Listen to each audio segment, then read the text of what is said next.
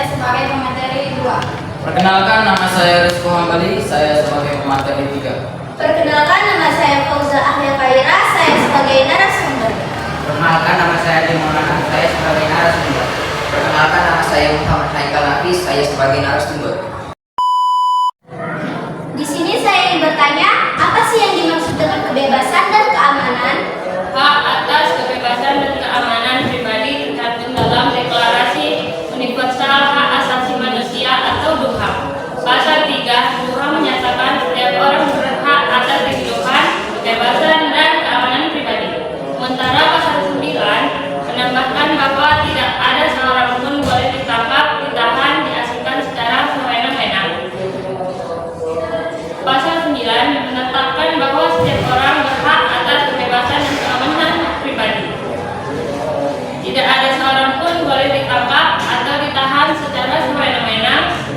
Tidak seorang pun boleh dirampas kebebasan kecuali atas berdasarkan dan sesuai dengan prosedur yang diatur oleh undang-undang. Kebebasan dan keamanan juga memiliki istilah, yaitu kebebasan pribadi mengacu pada kebebasan dari kurungan tubuh sebagai akibat dari proses yang tidak sah atau semena-mena. Dalam pengertian ini, hak atas kebebasan pribadi menimbulkan kewajiban bagi negara untuk melindungi individu dari penculikan atau penculikan oleh pihak ketiga seperti kelompok kriminal. Kebebasan dan keamanan pribadi diperlukan untuk melaksanakan kegiatan yang berkaitan dengan perlindungan dan pembelaan lingkungan.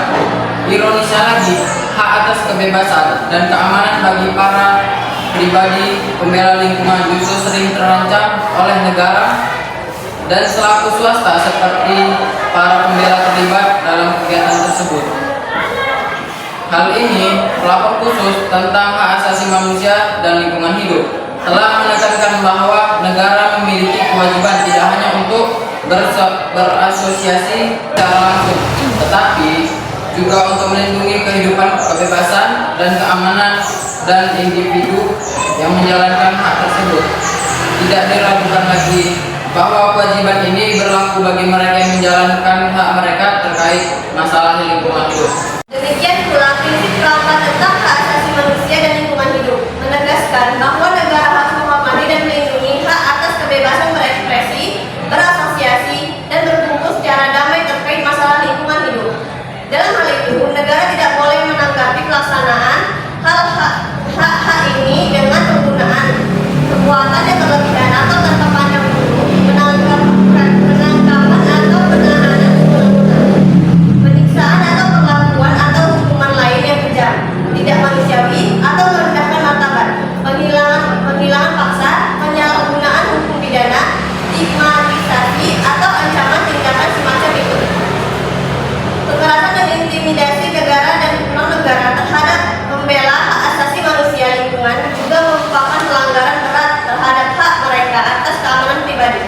Oleh karena itu, Komite Hak Asasi Manusia telah menunjukkan bahwa negara-negara pihak harus menanggapi dengan tepat pada pola kekerasan terhadap kategori korban, seperti intimidasi terhadap pembela hak asasi manusia dan jurnalis. Saya ingin bertanya, apa sih akibatnya dari kita merampas kebebasan berpendapat pada orang lain?